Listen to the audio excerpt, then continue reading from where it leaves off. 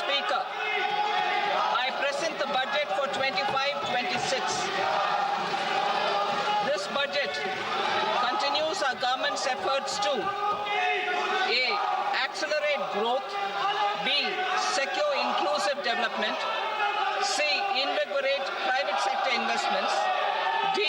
Uplift household sentiments, and E. Enhance spending power of India's rising middle class. Together, we embark on a journey to unlock our nation's tremendous potential for greater prosperity and global positioning under the leadership of Honorable Prime Minister Shri Narendra Modi.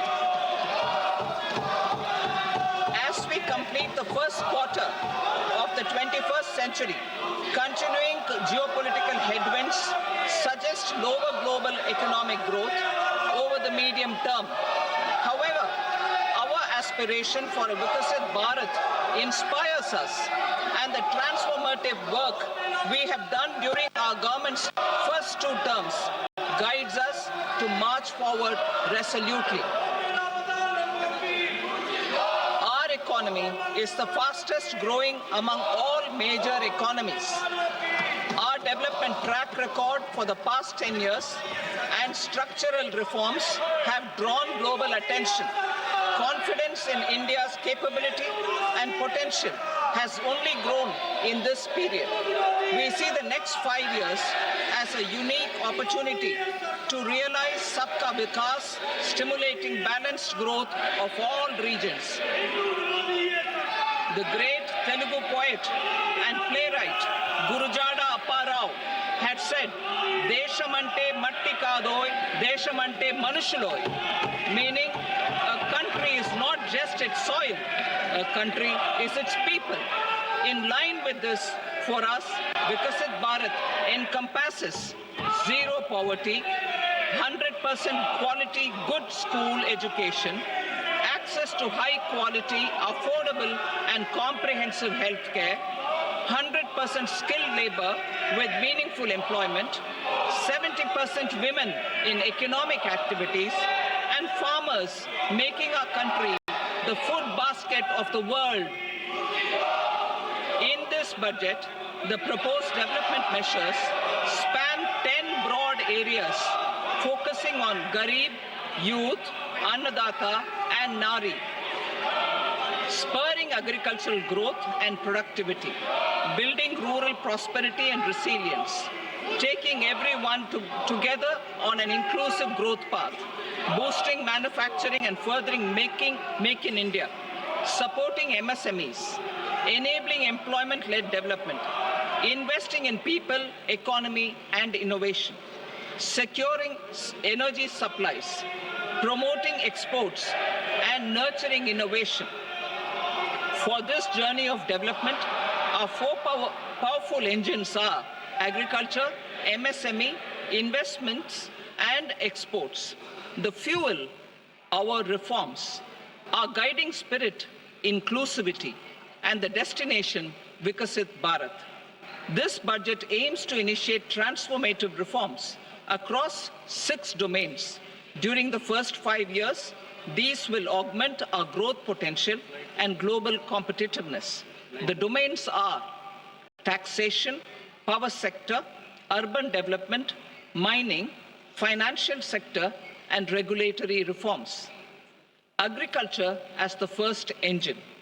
Now I move to specific proposals, beginning with agriculture as the first engine.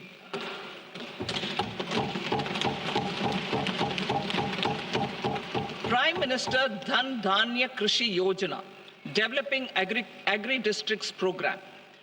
Motivated by the success of the aspirational district program, our government will undertake a Prime Minister Dhan Dhanya Krishi Yojana in partnership with states.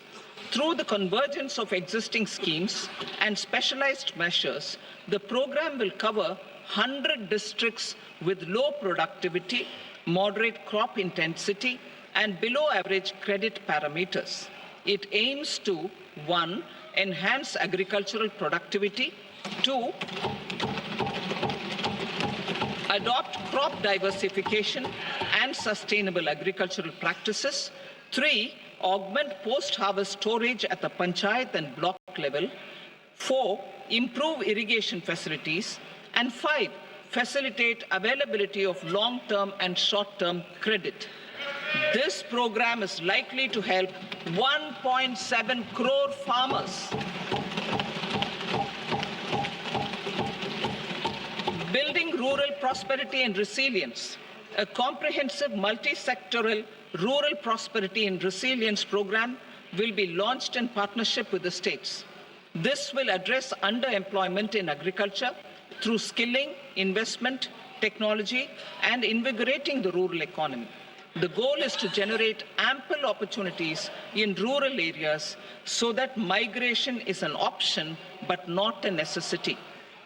The program will focus on rural women, young farmers, rural youth, marginal and small farmers, and landless families.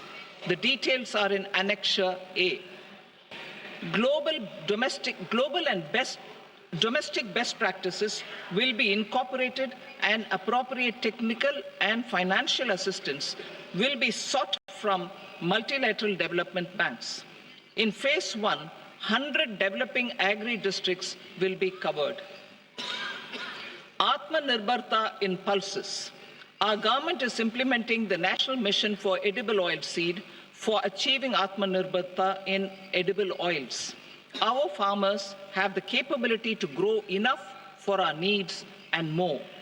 10 years ago, we made concerted efforts and succeeded in achieving near self-sufficiency in pulses. Farmers responded to the need by increasing the cultivated area by 50%, and government arranged for procurement and remunerative prices. Since then, with rising incomes and better affordability, our consumption of pulses has increased significantly. Our government will now launch a 6-year mission for Atmanirbharta in pulses with a special focus on Tuar, Urad and Masoor. Details are in Annexure B. Central agencies such as NAFED and NCCF will be ready to procure these 3 pulses as much as offered during the next 4 years from farmers who register with these agencies and enter into agreements. Comprehensive program for vegetables and fruits. It is encouraging that our people are increasingly becoming aware of their nutritional needs. It is a sign of a society becoming healthier. With rising income levels, the consumption of vegetables, fruits, and Shri Anna is increasing significantly. A comprehensive program to promote production, efficient supplies, processing, and remunerative prices for farmers will be launched in partnership with the states. Appropriate institutional mechanisms for implementation and participation of farmer producer organizations and cooperatives will be set up. Makhana board in Bihar. For this, there is a special opportunity for the people of Bihar. A Makhana board will be established in the state to improve production, processing, value addition, and marketing of Makhana. The people engaged in these activities will be organized into FPOs. The board will provide hand-holding and training support to Makhana farmers and will also work to ensure they receive the benefits of all relevant government schemes. A national mission on high-yielding seeds will be launched, aimed at 1. Strengthening research ecosystem, 2. Targeted development and propagation of seeds with high yield, pest resistance, and climate resilience, and 3. Commercial availability of more than 100 seed varieties released since July 2024. India ranks second largest globally in fish production and aquaculture. Seafood exports are valued at 60,000 crore rupees. To unlock the untapped potential of the marine sector, our government will bring in an enabling framework for sustainable harnessing of fisheries from Indian exclusive economic zone and high seas, with a special focus on the Andaman and Nicobar and Lakshadweep Islands. For the benefit of lakhs of cotton growing farmers, I am pleased to announce a mission for cotton productivity. This 5-year mission will facilitate significant improvements in productivity and sustainability of cotton farming and promote extra long staple cotton varieties. The best of science and technology support will be provided to farmers. Aligned with our integrated 5F vision for the textile sector, this will help in increasing incomes of the farmers and ensure a steady supply of quality cotton for rejuvenating India's traditional textile sector. Kisan credit cards facilitate short-term loans for 7.7 crore farmers, fishermen, and dairy farmers. The loan limit under modified interest subvention scheme will be enhanced from 3 lakh rupees to 5 lakh rupees for loans taken through the KCC. For Atmanirbharta in urea production, our government had reopened 3 dormant urea plants in the eastern region. To further augment urea supply, a plant with annual capacity of 12.7 lakh metric tons will be set up at Namrup in Assam.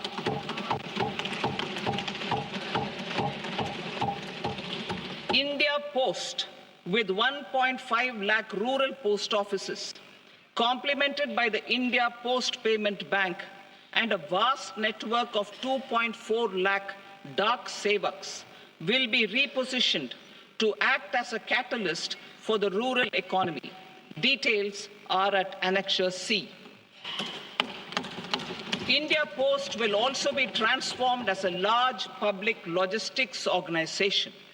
This will meet the rising needs of Vishwakarmas, new entrepreneurs, women, self-help groups, MSMEs, and the large business organizations. Our government will provide support to NCDC for its lending operations for the cooperative sector. MSMEs as the second engine. Now I move to MSMEs as the second engine, which encompasses manufacturing and services with a focus on MSMEs numbering 5.7 crores. Currently, over 1 crore registered MSMEs, employing 7.5 crore people and generating 36% of our manufacturing, have come together to position India as a global manufacturing hub. With their quality products, these MSMEs are responsible for 45% of our exports. To help them achieve higher efficiencies of scale, technological upgradation, and better access to capital, the investment and turnover limits for classification of all MSMEs will be enhanced to 2.5 and 2 times respectively. This will give them the confidence to grow and generate employment for our youth. The details are given in Annexure D. To improve access to credit, the credit guarantee cover will be enhanced. First, for micro and small enterprises from 5 crore to 10 crore rupees, leading to additional credit of 1.5 lakh crores in the next 5 years. Second, for startups from 10 crore rupees to 20 crore rupees, with the guarantee fee being moderated to 1% for loans in 27 focus sectors which are important for Atmanirbhar Bharat. And for well-run exporter MSMEs, for term loans up to 20 crore rupees. Also for the micro enterprises, we will introduce customized credit cards with a 5 lakh rupee limit for micro enterprises registered on Udyam portal. In the first year, 10 lakh such cards will be issued. Fund of funds for startups. The alternate investment fund, AIFs, for startups have received commitments of more than 91,000 crores rupees. These are supported by the fund of funds set up with the Government of India's contribution of 10,000 crore rupees. Now, a new fund of funds with expanded scope and a fresh contribution of another 10,000 crore rupees will be set up. A new scheme will be launched for 5 lakh women, scheduled castes and scheduled tribes, first-time entrepreneurs. This will provide term loans up to 2 crore rupees during the next 5 years. The scheme will incorporate lessons from the successful Stand Up India scheme. Online capacity building for entrepreneurship and managerial skills will also be organized. Measures for labor-intensive sectors. To promote employment and entrepreneurship opportunities in labor-intensive sectors, our government will undertake specific policy and facilitation measures. To enhance the productivity, quality, and competitiveness of India's footwear and leather sector, a focused product scheme will be implemented. The scheme will support design capacity, component manufacturing, and machinery required for production of non-leather quality footwear, besides the support for leather footwear and products. The scheme is expected to facilitate employment for 22 lakh persons, generate over 4 lakh crore rupees, and exports of over 1.1 lakh crore rupees. Measures for the toys sector. Building on the National Action Plan for Toys, we will implement a scheme to make India a global hub for toys. The scheme will focus on development of clusters, skills, and a manufacturing ecosystem that will create high-quality, unique, innovative, and sustainable toys that will represent the Made in India brand. Support for food processing. In line with our commitment towards Purvodaya, we will establish a National Institute of Food Technology, Entrepreneurship and Management in Bihar. The institute will provide a strong fillip to food processing activities in the entire eastern region. This will result in 1. Enhanced income for the farmers through value addition to their produce, and 2. Skilling entrepreneurship and employment opportunities for the youth. Manufacturing mission, furthering Make in India. Our government will set up a national manufacturing mission covering small, medium, and large industries for furthering Make in India by providing policy support, execution roadmaps, governance, and monitoring framework for central ministries and states. Details are in Annexure E. Given our commitment to climate-friendly development, the mission will also support clean tech manufacturing.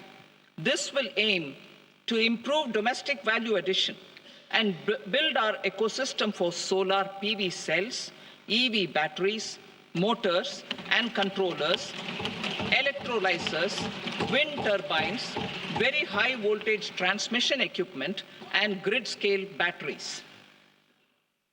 Investment as the third engine. Now I move to investment as the third engine, which encompasses investing in people, investing in the economy, and investing in innovation. Investing in people. Saksham Anganwadi and Poshan 2.0. Saksham Anganwadi and Poshan 2.0 program provides nutritional support to more than 8 crore children. 1 crore pregnant women and lactating mothers all over the country, and about 20 lakh adolescent girls in aspirational districts and the Northeast region. The cost norms for these nutritional support will be enhanced appropriately. Atal Tinkering Labs. 50,000 Atal Tinkering Labs will be set up in government schools in the next 5 years to cultivate the spirit of curiosity and innovation and foster a scientific temper among young minds. Broadband connectivity to government secondary schools and PHCs. Broadband connectivity will be provided to all government secondary schools and primary health centers in rural areas under the BharatNet project. Bharatiya Bhasha Pustak scheme. We propose to implement a Bharatiya Bhasha Pustak scheme to provide digital form Indian language books for schools and for higher education.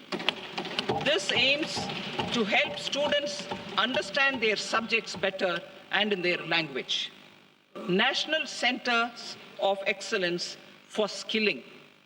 Building on the initiative announced in the July 24 budget, 5 national centers of excellence for skilling will be set up with global expertise and partnerships to equip our youth with the skills required for Make for India, Make for the World manufacturing. The partnership will cover curriculum design, training of trainers, and a skills certification framework and periodic reviews. Expansion of capacity in IITs. Total number of students in 23 IITs has increased 100% from 65,000 to 1.35 lakh in the past 10 years.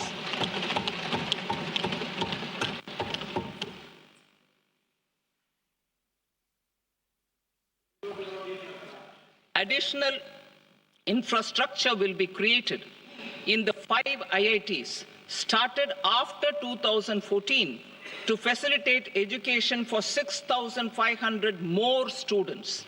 Hostel and other infrastructure capacity at IIT Patna will also be expanded.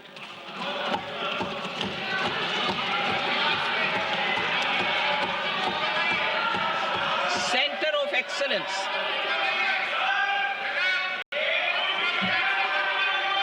Center of Excellence in AI for Education. I had announced 3 centers of excellence in artificial intelligence for agriculture, health, and sustainable cities in 2023. Now a center of excellence in artificial intelligence for education will be set up with a total outlay of 500 crores. Expansion of medical education. Our government has added almost 1.1 lakh undergraduate and postgraduate medical education seats in 10 years, an increase of 130%. In the next year, 10,000 additional seats will be added in medical colleges and hospitals towards the goal of adding 75,000 seats in the next 5 years. Daycare cancer centers in all district hospitals. Our government will facilitate setting up of daycare cancer centers in all district hospitals in the next 3 years. 200 centers will be established in 25-26 itself. Strengthening urban livelihoods. Our government has been giving priority to assisting urban poor and vulnerable groups. A scheme for socio-economic upliftment of urban workers will be implemented to help them improve their incomes, have sustainable livelihoods, and a better quality of life. PM Swanidhi scheme has benefited more than 68 lakh street vendors, giving them respite from high-interest informal sector loans. Building on this success, the scheme will be revamped with enhanced loans from banks, UPI-linked credit cards with 30,000 rupees limit, and capacity building support. Social Security Scheme for welfare of online platform workers. Gig workers of online platforms provide great dynamism to the new age services economy. Recognizing their contribution, our government will arrange for their identity cards and registration on the e-Shram portal. They will be provided healthcare under PM Jan Arogya Yojana. This measure is likely to assist nearly 1 crore gig workers.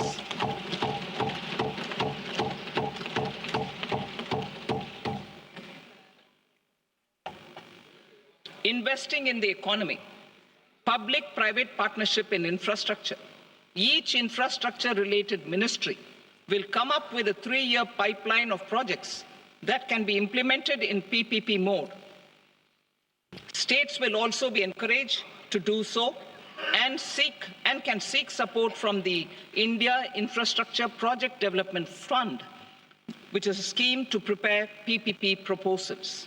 Support to states for infrastructure. An outlay of 1.5 lakh crore is proposed for the 50-year interest-free loans to states for capital expenditure and incentives for reforms. Building on the success of the first asset monetization plan announced in 2021, the second plan for 2025 to 30 will be launched to plow back capital of 10 lakh crore in new projects. Regulatory and fiscal measures will be fine-tuned to support the plan. Jal Jeevan Mission. Since 2019, 15 crore households representing 80% of India's rural population have been provided access to portable tap water connections. To achieve 100% coverage, I am pleased to announce the extension of this mission until 2028 with an enhanced total outlay. The mission's focus will be on the quality of infrastructure and O&M of rural piped water supply schemes through Jan Bhagidari. A separate MOU or separate MOUs will be signed with the states and union territories to ensure sustainability and citizen-centric water services delivery. Urban sector reforms.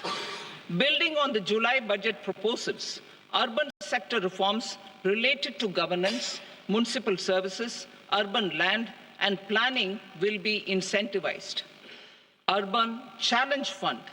The government will set up an urban challenge fund of 1 lakh crore rupees to implement the proposals for cities as growth hubs, creative redevelopment of cities, and for water and sanitation purposes announced in the July budget.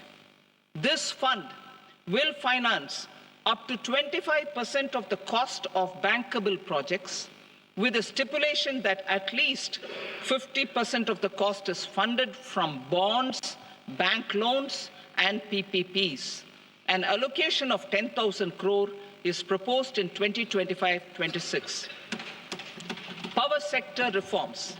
We will incentivize electricity distribution reforms and augmentation of intrastate transmission capacity by states. This will improve financial health and capacity of electricity companies. Additional borrowing of 0.5% of GSDP will be allowed to states contingent on these reforms. Nuclear energy mission for Vikasit Bharat. Development of at least 100 gigawatt of nuclear energy by 2047 is essential for our energy transition efforts. For an active partnership with the private sector towards this goal, amendments to the Atomic Energy Act and the Civil Liability for Nuclear Damage Act will be taken up. A nuclear energy mission for research and development of small modular reactors with an outlay of 20,000 crore will be set up. At least 5 indigenously developed small modular reactors will be operationalized by 2033. Shipbuilding. The shipbuilding financial assistance policy will be revamped to address cost disadvantages. This will also include credit notes for shipbreaking in Indian yards to promote the circular economy. Large ships above a specified size will be included in the infrastructure harmonized master list. Shipbuilding clusters will be facilitated to increase the range, categories, and capacity of ships.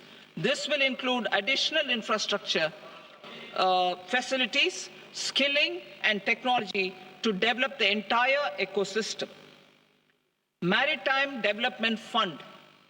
For long-term financing for the maritime industry, a Maritime Development Fund with a corpus of 25,000 crore rupees will be set up. This will be for distributed support and promoting competition. This will have up to 49% contribution by the government, and the balance will be mobilized from ports and from private sector. UDAN regional connectivity schemes. UDAN has enabled 1.5 crore middle-class people to meet their aspirations for speedier travel. The scheme has connected 88 airports, and operationalized 619 routes. Inspired by that success, a modified UDAN scheme will be launched to enhance regional connectivity to 120 new destinations and carry 4 crore passengers in the next 10 years. 4 crore additional passengers in the next 10 years. The scheme will also support helipads and smaller airports in hilly, aspirational, and northeast regional districts. Greenfield airports will be facilitated in Bihar to meet the future needs of the state. These will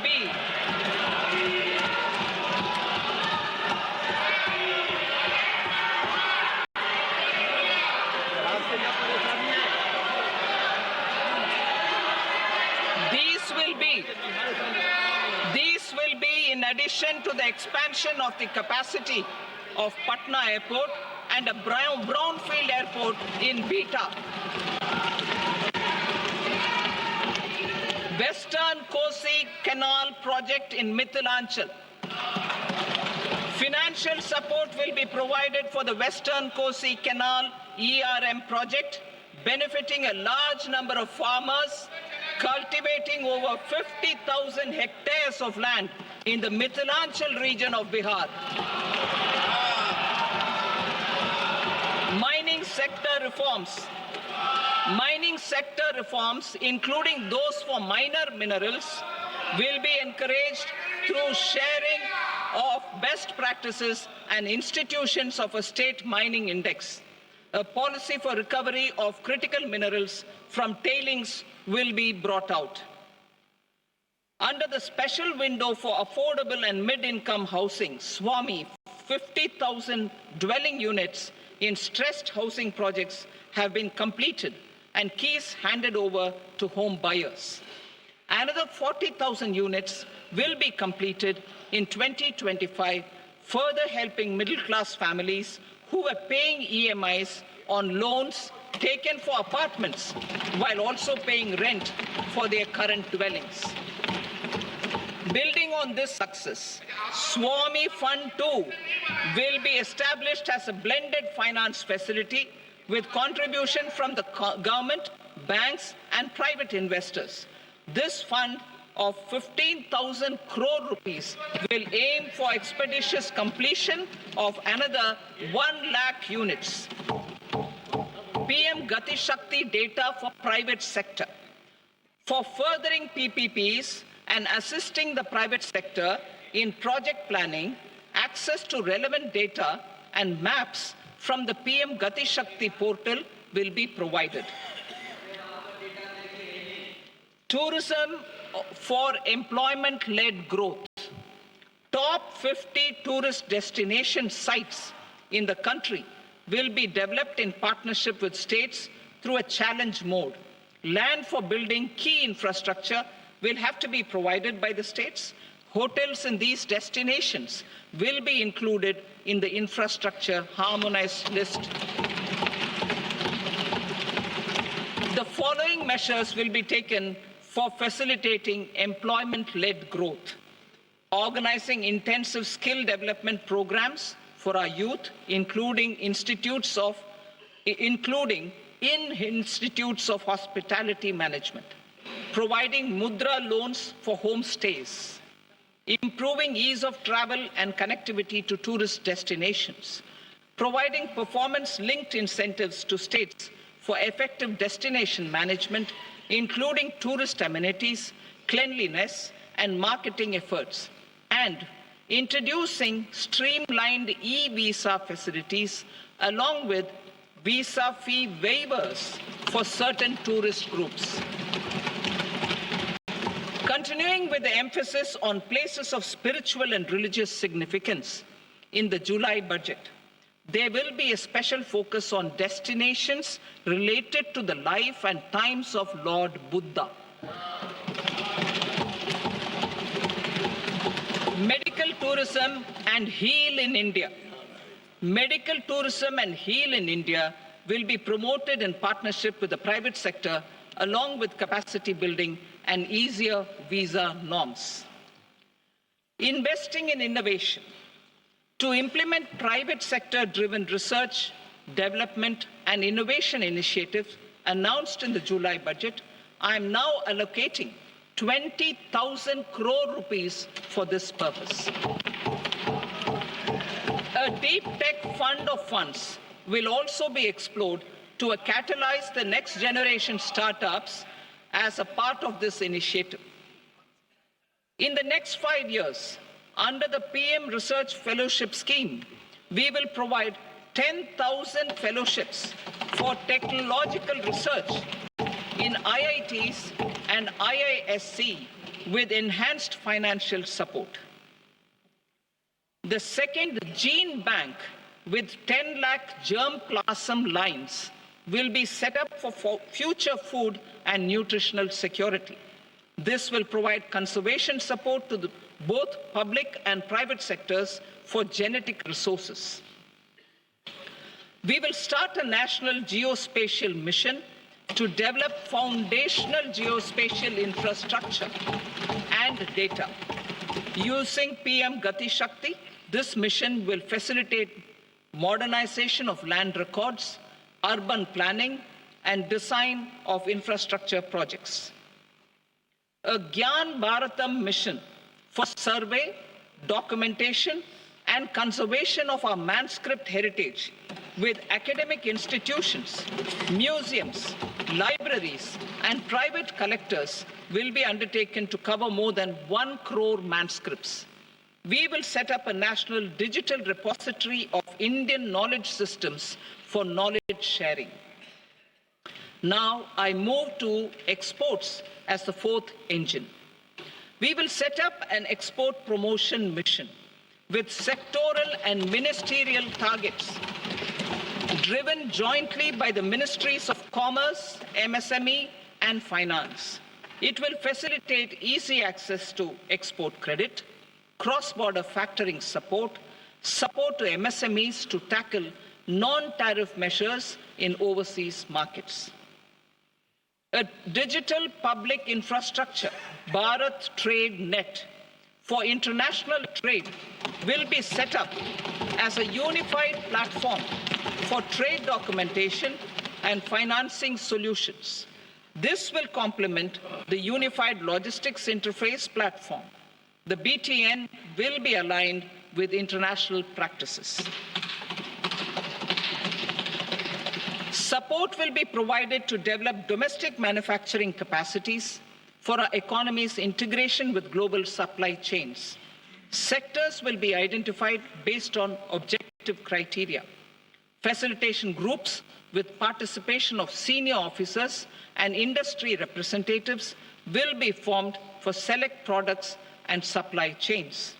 Through this, there are huge opportunities related to Industry 4.0, which needs high skills and talent. Our youth have both. Our government will support the domestic electronic equipment industry to leverage this opportunity for the benefit of our youth. A national framework will be formulated as guidance to states for promoting global capability centers in emerging Tier 2 cities. This will suggest measures for enhancing availability of talent and infrastructure, building bylaw reforms, and mechanisms for collaboration with industry.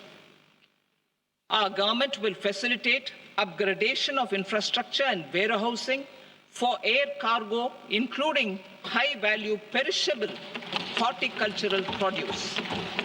Cargo screening and customs protocol will be streamlined and made user-friendly. Reforms as the fuel. Over the past 10 years, our government has implemented several reforms for convenience of taxpayers, such as faceless assessment, 2, taxpayer charter, 3, faster returns, 4, almost 99% returns being on self-assessment, and 5, Vivad Se Vishwas scheme.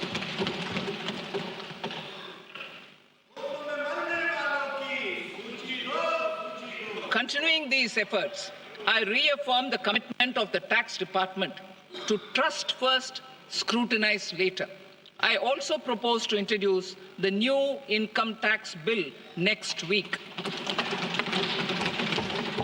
I will detail the indirect tax reforms and changes in direct taxes in Part B.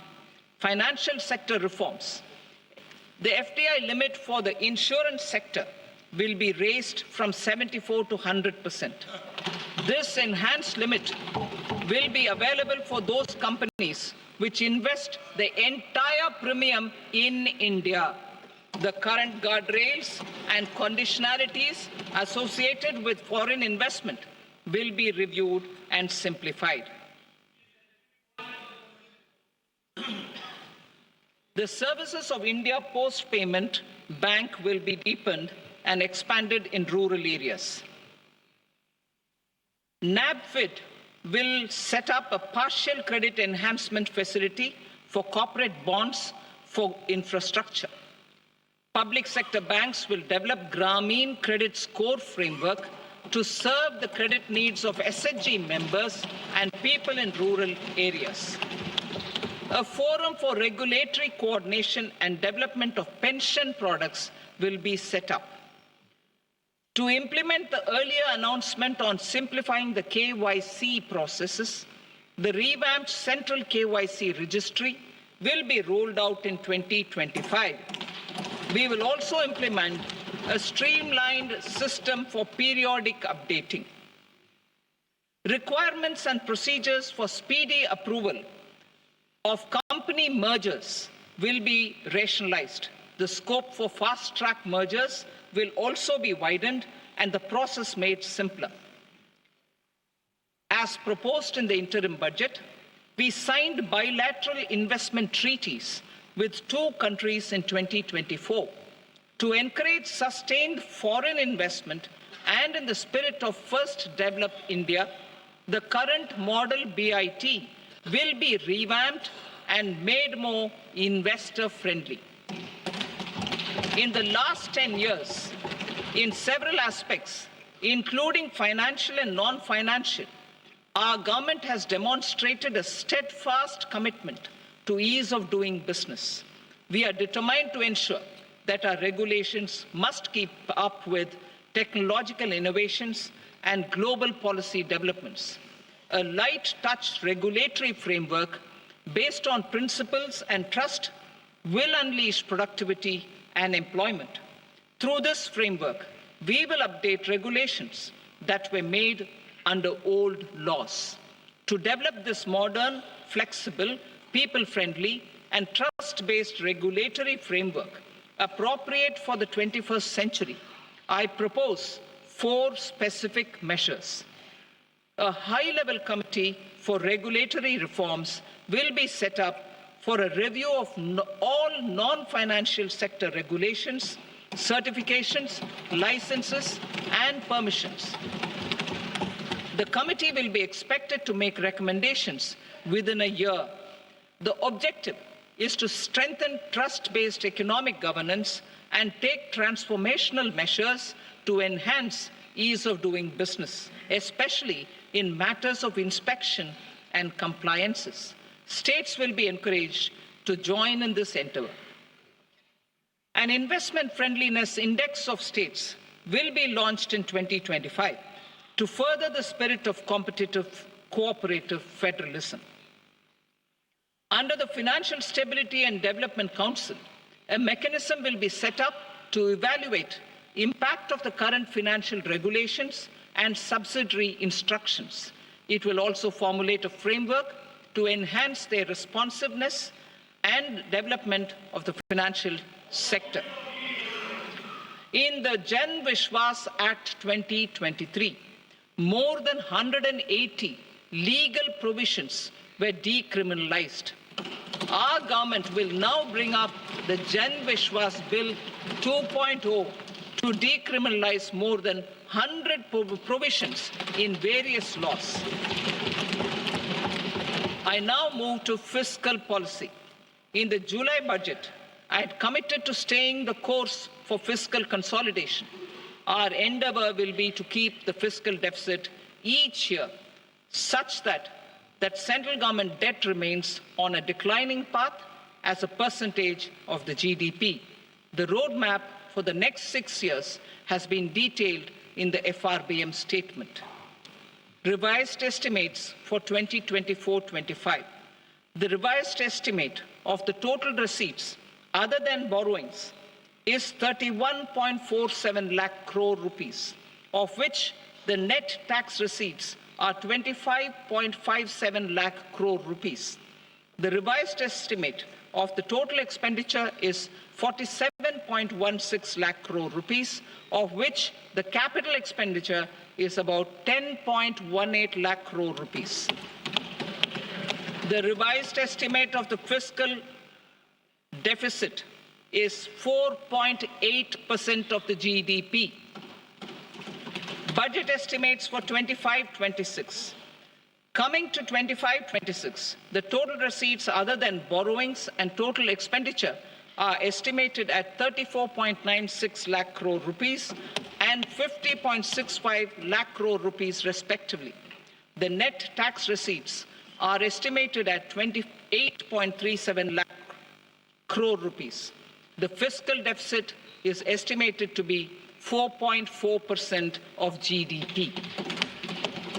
To finance the fiscal deficit, the net market borrowings from dated securities are estimated at 11.54 lakh crore. The balance financing is expected to come from small savings and other sources. The gross market borrowings are estimated at 14.82 lakh crore rupees. I will now move to Part B. Indirect taxes. My proposals relating to customs aim to rationalize tariff structure and address duty inversion. These will also support domestic manufacturing and value addition, promote exports, facilitate trade, and provide relief to common people. Rationalization of customs tariff structure for industrial goods. As a part of comprehensive review of customs rate structure announced in July 2024 budget, I propose to 1. Remove 7 tariff rates. This is over and above the 7 tariff rates removed in 23-24 budget. After this, there will be only 8 remaining tariff rates, including 0 rate. 2. apply appropriate cess to broadly maintain effective duty incidence, except on a few items where such incidence will reduce marginally. 3. Levy not more than one cess or surcharge. Therefore, I propose to exempt social welfare surcharge on 82 tariff lines that are subject to a cess. I shall now take up sector-specific proposals. To provide relief to patients, particularly those suffering from cancer, rare diseases, and other severe chronic diseases, I propose to add 36 life-saving drugs and medicines to the list of medicines fully exempted from basic custom duty.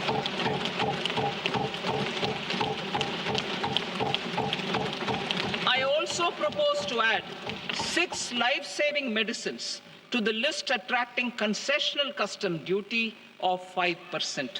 Full exemption and concessional duty will also respectively apply on the bulk drugs for manufacture of the above. Specified drugs and medicines under patient assistance programs run by the pharmaceutical companies are fully exempt from BCD, provided the medicines are supplied free of cost to the patients. I propose to add 37 more medicines along with 13 new patient assistance programs. Support to domestic manufacturing and value addition. Critical minerals. In the July 2024 budget, I had fully exempted BCD on 25 critical minerals that are not domestically available. I had also reduced BCD of 2 other such minerals to provide a major fillip to their processing, especially by MSMEs. Now, I propose to fully exempt cobalt powder and waste, the scrap of lithium-ion battery, lead, zinc, and 12 more critical minerals. This will help secure their availability for manufacturing in India and promote more jobs for our youth. To promote domestic production of technical textile products such as agro-textiles, medical textiles, and geotextiles at competitive prices, I propose to add 2 more types of shuttle-less looms to the list of fully exempted textile machinery. I also propose to revise the BCD rate on knitted fabrics covered by 9 tariff lines from 10 or 20 to 20% or 115 rupees per kg, whichever is higher. Electronic goods. In line with our Make in India policy and to rectify inverted duty structure, I propose to increase the BCD on interactive flat panel display from 10% to 20% and reduce the BCD to 5% on open cell and other components. In 23-24 budget, for the manufacture of open cells of LCD, LED TVs, I had reduced the BCD on parts of open cells from 5% to 2.5%. To further boost the manufacture of such open cells, the BCD on these parts will now stand exempted. Lithium-ion battery.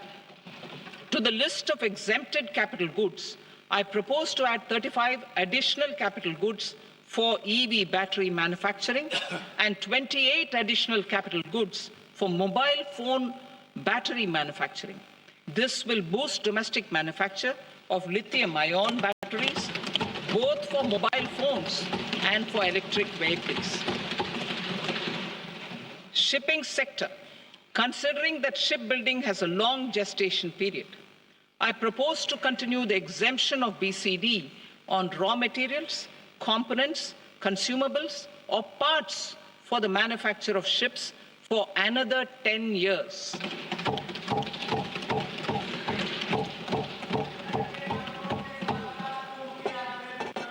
I also propose the same dispensation for shipbreaking to make it more competitive.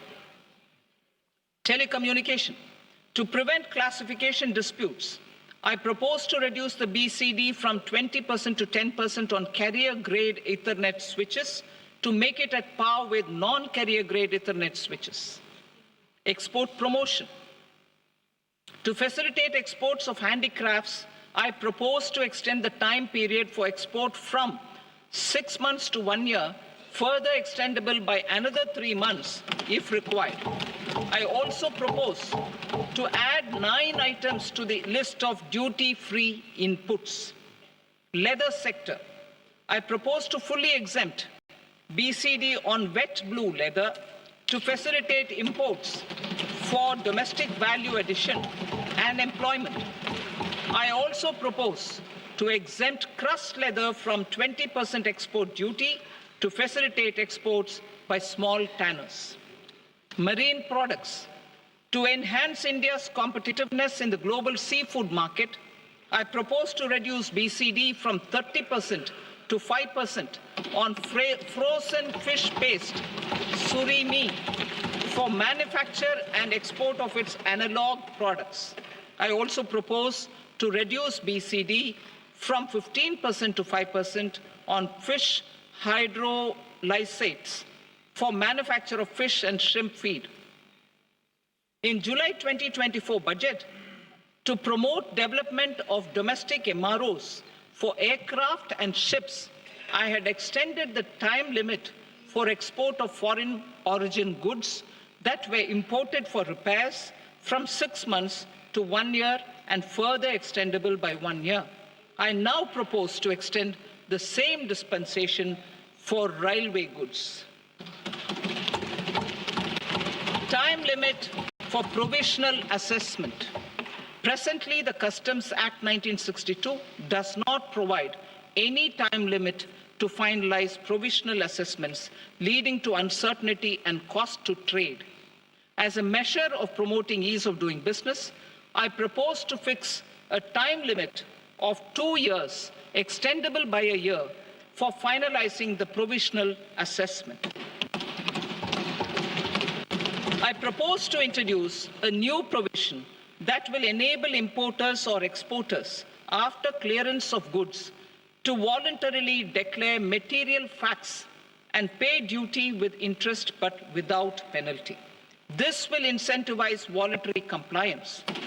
However, this will not apply in cases where department has already initiated audit or investigation proceedings. For industry to better plan their imports, I propose to extend the time limit for the end use of imported inputs in the relevant rules from 6 months to 1 year.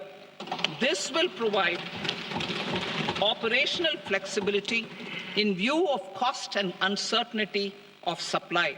Further, such importers will now have to file only quarterly statements instead of a monthly statement.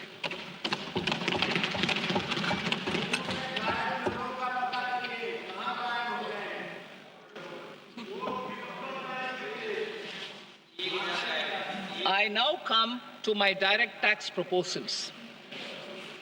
In Part A, I have briefly underlined taxation reforms as one of key reforms to realize our vision of Vikasit Bharat. In respect of criminal law, our government had earlier ushered in Bharatiya Nyaya Sanhita, replacing Bharatiya Danda Sanhita. I am happy to inform this August House and the country that for new income tax bill will carry forward the same spirit of Nyaya in its drafting as well. The new bill will be clear and direct in text, with close to half of the present law in terms of both chapters and words. It will be simple to understand for taxpayers and tax administrators, leading to tax certainty and reduced litigation. Reforms, however, are not a destination. They are means to achieve good governance for our people and economy. Providing good governance primarily involves being responsive. The Tirukkural captures this in verse 542, which reads, வானோக்கி வாழும் உலகெல்லாம் மன்னவன் கோல் நோக்கி வாழும் குடி. Meaning, just as the living beings live expecting rains, citizens live expecting good governance. Our government is committed to keeping an ear to the ground and a finger on the pulse and responding while balancing our national building efforts.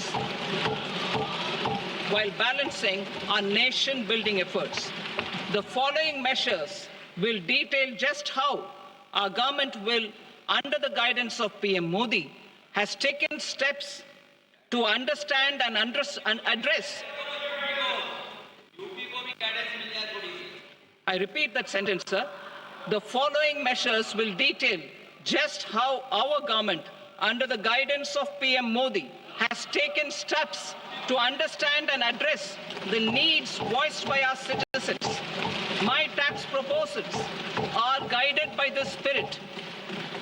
The objectives of my proposals are as follows. Personal income tax reforms with special focus on middle class. Rationalization of TDS and TCS for easing difficulties. Encouraging voluntary compliance. Reducing compliance burden. Ease of doing business, employment and investment. I will come to my proposal on personal income tax towards the end. TDS and TCS, rationalization for easing difficulties. I propose to rationalize tax deduction at source, TDS, by reducing the number of rates and thresholds above which TDS is deducted. Further, threshold amounts for tax deduction will be increased for better clarity and uniformity. The limit for tax deduction on interest for senior citizens is being doubled from the present 50,000 rupees to 1 lakh rupees. Similarly, the annual limit of 2.40 lakh rupees for TDS on rent is being increased to 6 lakh rupees. This will reduce the number of transactions liable to TDS, thus benefiting small taxpayers receiving small payments. The threshold to collect tax at source, the TCS, on remittances under RBI's liberalized remittance scheme, the LRS, is proposed to be increased from 7 lakh to 10 lakhs. I also propose to remove TCS on remittances for education purposes, where such remittances is out of a loan taken from a specified financial institution. Both TDS and TCS are being applied on any transaction related to sale of goods. To prevent such compliance difficulties, I propose to omit the TCS. I also propose that the provisions of the higher TDS deduction will now apply only in non-PAN cases. In July 2024, the delay for payment of TDS up to the due date of filing statement was decriminalized. I propose to provide the same relaxation to TCS provisions as well. The government under the leadership of Prime Minister Modi believes in Sabka Saath, Sabka Vikas, Sabka Vishwas and Sabka Prayas.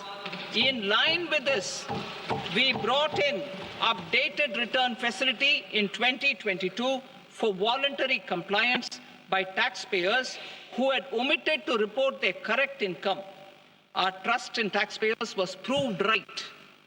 Nearly 90 lakh taxpayers voluntarily updated their incomes by paying additional tax. Taking this trust further, I now propose to extend the time limit to file updated returns for any assessment year from the current limit of 2 years to 4 years.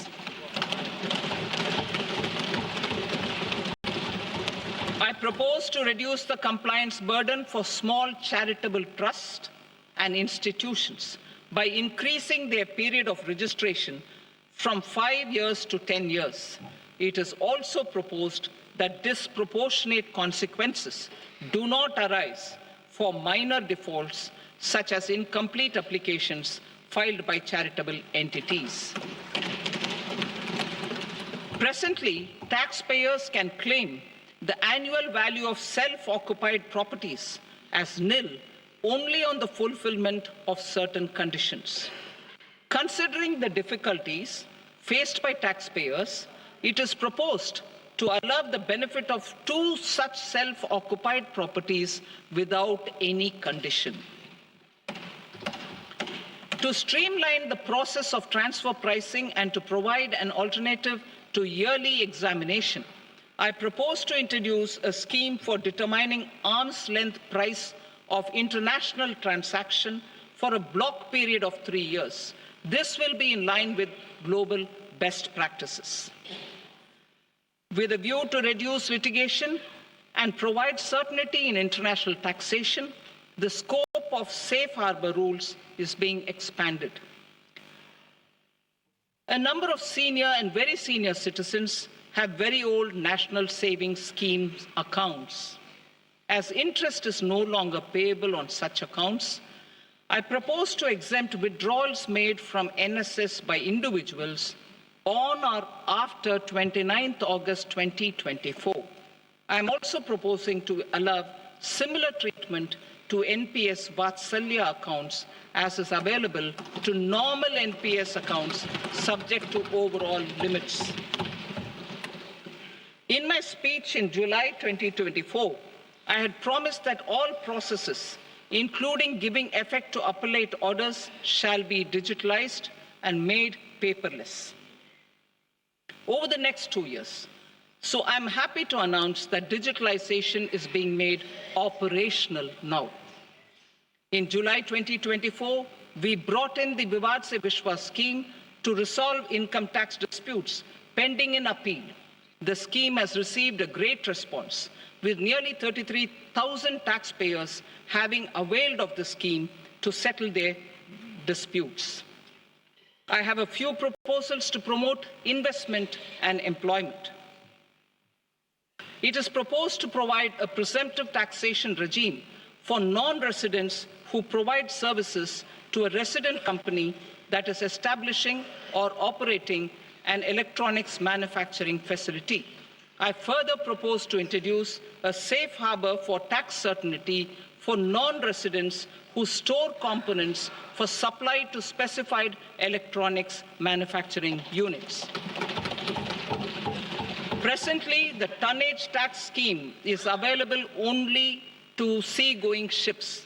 The benefits of existing tonnage tax scheme are proposed to be extended to inland vessels registered under the Indian Vessels Act 2021 to promote inland water transport in the country. Extension for incorporation of startups. We continue to support the Indian startup ecosystem. I propose to extend the period of incorporation by 5 years to allow the benefit available to startups which are incorporated before 1/4/2030. In order to attract and promote additional activities in the IFSC, I am inter alia proposing specific benefits to ship leasing units, insurance offices, and treasury centers of global companies which are set up in IFSC. Further, to claim benefits, the cut-off date for commencement in IFSC has also been extended by 5 years to 31/3/2030. Category 1 and Category 2 AIFs are undertaking investments in infrastructure and other such sectors. I propose to provide certainty of taxation to these entities on the gains from securities, to promote funding from sovereign wealth funds and pension funds to the infrastructure sector. I propose to extend the date of making an investment by 5 more years up to 31st March 2030.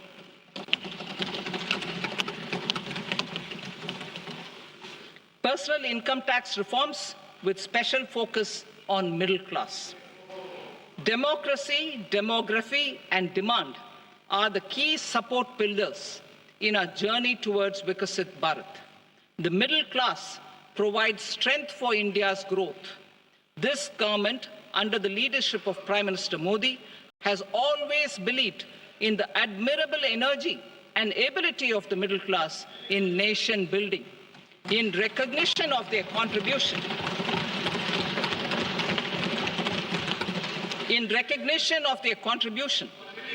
we have periodically reduced their tax burden. Right after 2014, the nil tax slab was raised to 2.5 lakhs of rupees, which was further raised to 5 lakh rupees in 2019 and to 7 lakh rupees in 2023. This is reflective of our government's trust on the middle-class taxpayers. I am now happy to announce that there will be no income tax payable up to income of 12 lakh rupees.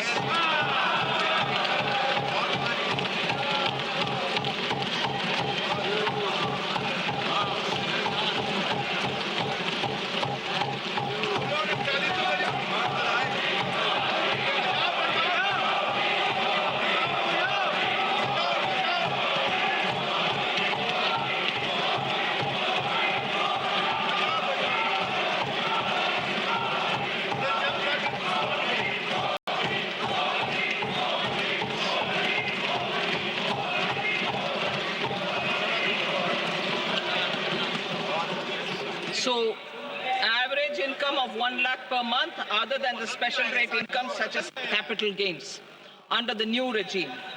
This limit will be 12.75 lakh for salaried taxpayers due to the standard deduction of 75,000.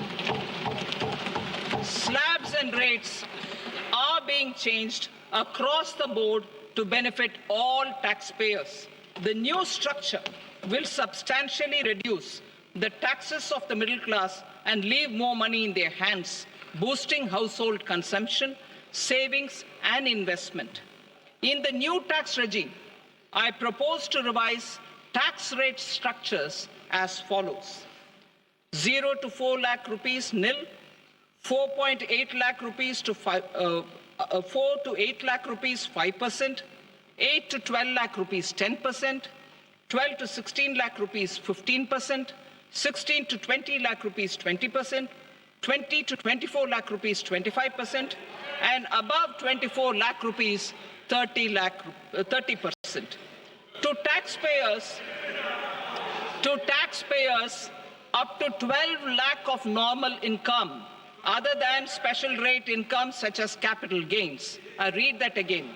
To taxpayers up to 12 lakh of income, other than special rate income such as capital gains, tax rebate is being provided in addition to the benefit due to slab rate reduction in such a manner that there is no tax payable by them.